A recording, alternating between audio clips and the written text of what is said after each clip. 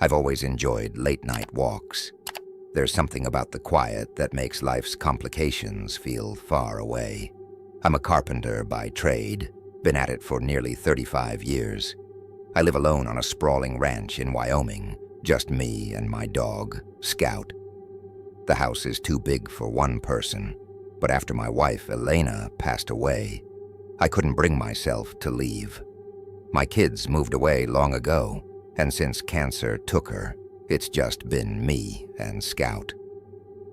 One evening, after a long day in the workshop, I decided to take a walk. My ranch is large enough that one loop around the property usually satisfies my restlessness. The night was crisp, and Scout padded along beside me, his tail wagging lazily. Sometimes I think he loves me more than I deserve.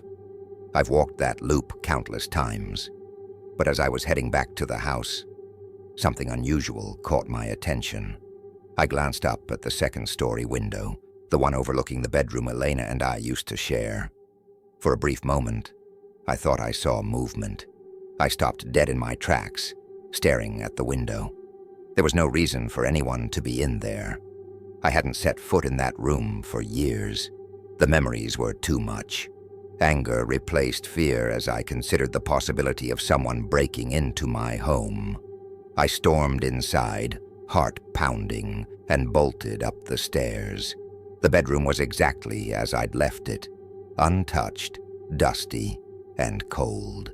I checked every corner, but there was no sign of anything or anyone.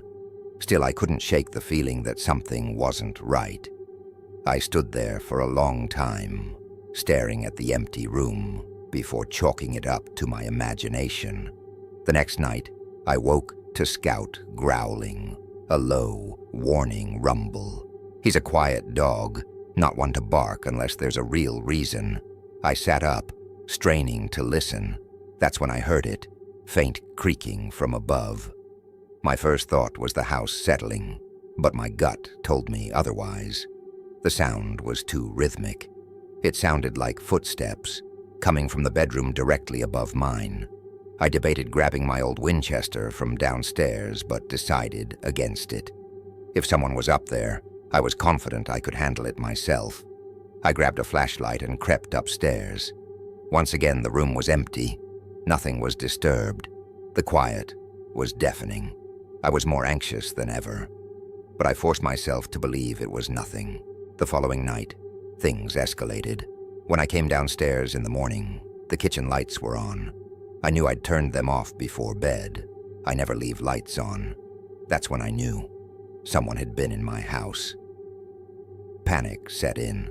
I called the police, explaining that I thought someone was sneaking around.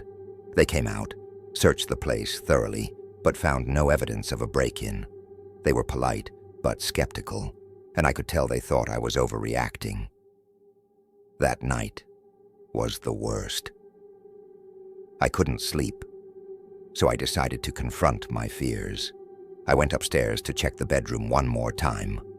Maybe I thought seeing it again would ease my mind, but when I opened the door, my stomach dropped. Clothes were strewn across the floor, Elena's clothes. I had packed them away years ago, and now they were everywhere, like someone had ripped through them. My hands shook as I stepped inside. That's when I saw her. A woman stood in the doorway, staring at me. Her features were obscured by the darkness, but I could tell she wasn't Elena. She was too short, too thin. I had no idea who she was or how she'd gotten in, but she didn't belong there. Fear took over, and without thinking, I charged at her. She bolted down the stairs and out the front door. By the time I got outside, she had disappeared into the night. Scout and I searched the property, but she was gone without a trace.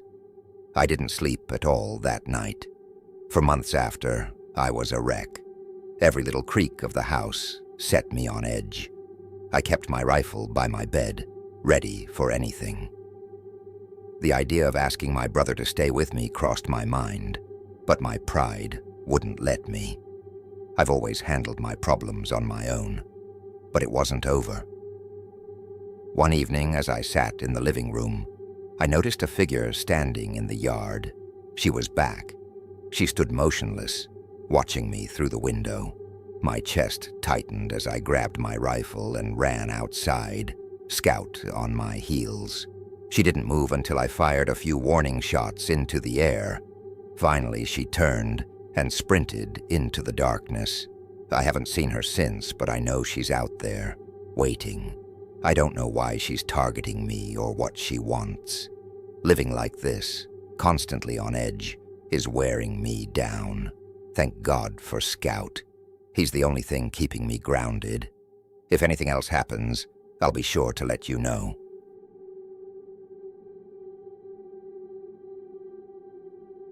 I work for an event logistics company, which means I spend a lot of time on the road, often late at night. My job mainly involves moving equipment from one venue to another in a massive van my company provides.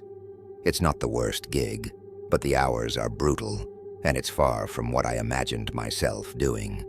By the time I get home, I'm either wired from energy drinks or so exhausted that I crash for half a day. One night, I was driving home around 1:30 a.m. It felt good to finally be in my own car again after hours in that company van. As I neared my apartment in Asheville, North Carolina, I realized I'd overdone it on the caffeine and wouldn't be able to sleep anytime soon. Plus, I was starving. I hadn't eaten since lunch. There's a 24-hour diner about 10 minutes from my place, and it's my usual spot for late-night cravings. Something about their curly fries just hits the spot. I pulled into the diner's parking lot, surprised to see a few cars in the drive-through line. It's usually dead at that hour on a Monday. As I waited, I noticed a beat-up old Honda Civic parked in a dark corner of the lot. The windows were tinted, and it was just sitting there. The diner wasn't allowing dine-in service that late, so it struck me as odd. I figured it was someone eating in their car, though. I've done the same thing plenty of times, so I didn't think much of it. After grabbing my food, I decided I didn't want to go home right away. The night was clear and cool, and I felt like stretching it out a bit. There's a large park with a scenic overlook just a few miles from my place. It's on the edge of the Blue Ridge Parkway and offers a stunning view of the city from the top of the ridge. The main trail is a short paved loop that's accessible even at night. My friends and I used to hang out there all the time in high school, talking, stargazing, and sometimes sneaking a drink or two. I hadn't been back in a while, so I thought it might be nice to revisit those memories. When I got to the park's gravel lot, it was completely empty. I parked and was about to get out when I saw headlights pulling in behind me. My stomach dropped when I realized it was the same Honda Civic from the diner.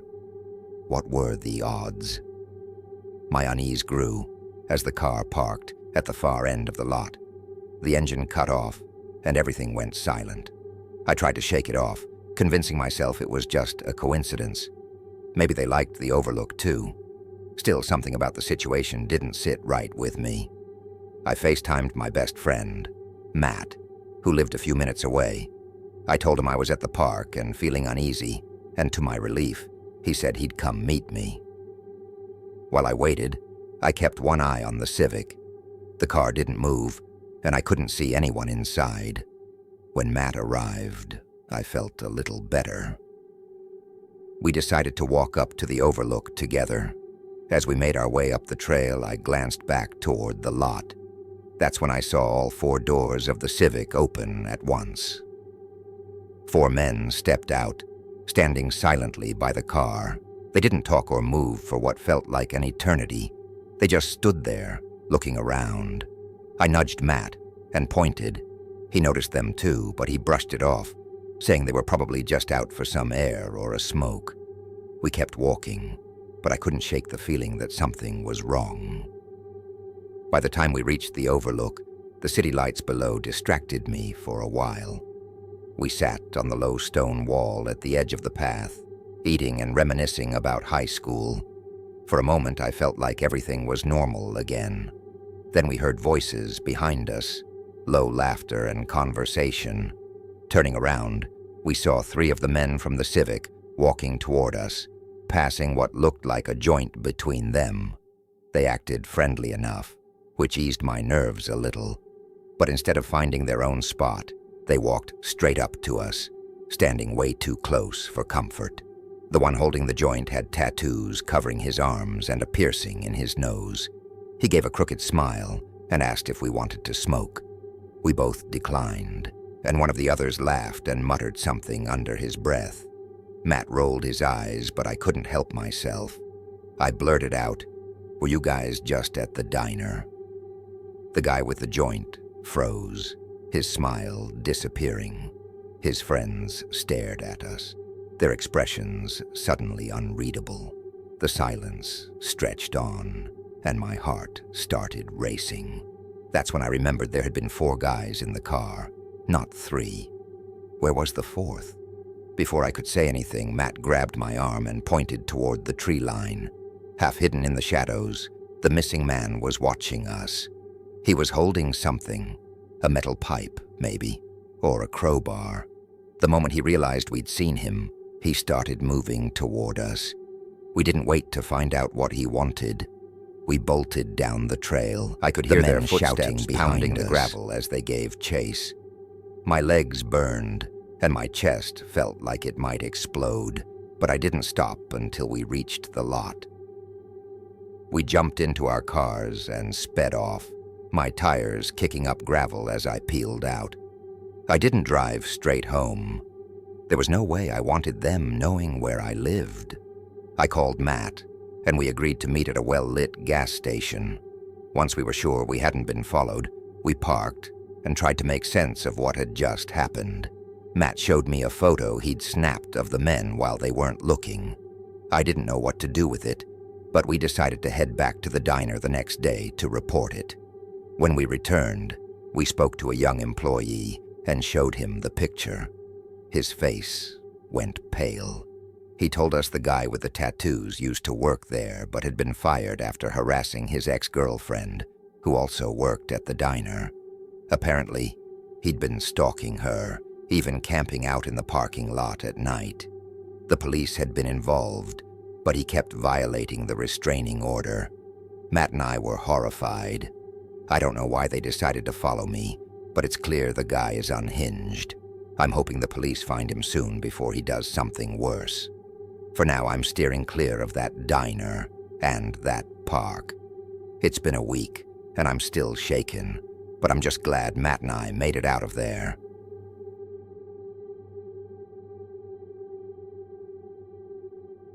Forgive me if I don't recall every detail. It's been years since this happened.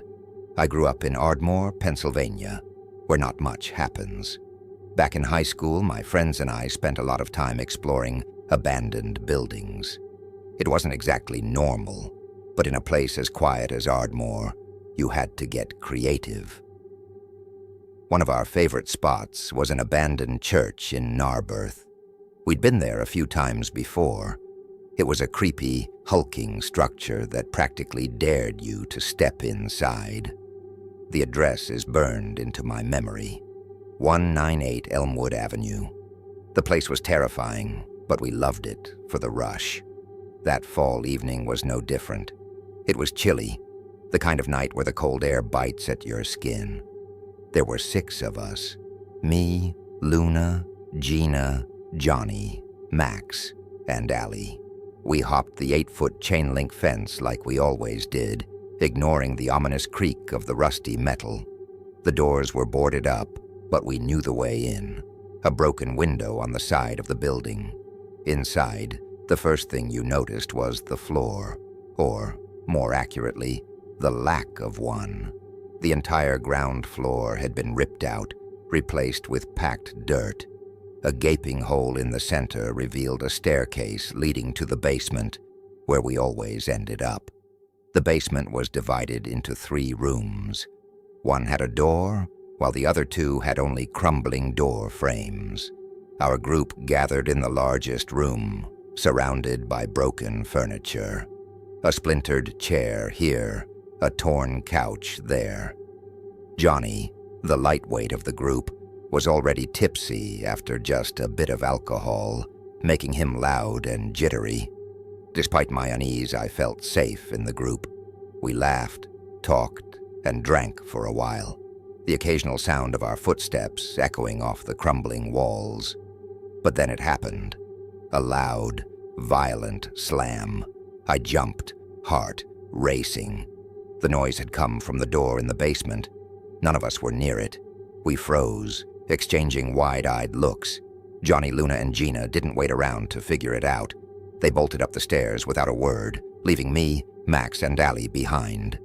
The three of us, the brave ones, stayed. I wasn't sure if it was bravery or stupidity, but curiosity outweighed my fear. We crept toward the door, hearts pounding. Behind it was a small, unsettling room. My eyes were immediately drawn to a dresser, its cracked mirror streaked with red stains. At first, I thought it was old paint, but as I stepped closer, my stomach dropped. It wasn't paint. The stains were fresh, sticky, shiny, and eerily recent. A chill ran down my spine. Someone, or something, had been here not long ago. Then I noticed the photo. Sitting atop the dresser was an old black-and-white wedding photo of a woman. She was smiling, but something about the smile unsettled me. It felt wrong. I backed away, the sense of being watched creeping over me. Just as I turned, another sound broke the silence, this time from the room we had just been in. That was it. Max and Allie had had enough, and I didn't argue. Grabbing our things, we bolted up the stairs, adrenaline fueling every step. Once outside, we scrambled over the fence and hit the pavement, breathing hard. I glanced back, and that's when I saw it, a silhouette standing in the open window, unmoving. I froze, my mind racing. Was it real, or was it some cruel trick of the shadows? I still don't know. We never went back to that church, not together anyway. Years later, I revisited the spot out of morbid curiosity, but the building was gone, reduced to rubble. Whatever secrets it held were buried with it. To this day, I wonder what we stumbled upon that night. I've searched online for the history of 198 Elmwood Avenue, but nothing ever came up. Maybe it's better that way. If anyone reading this feels brave enough to dig deeper, be my guest. Just don't go alone.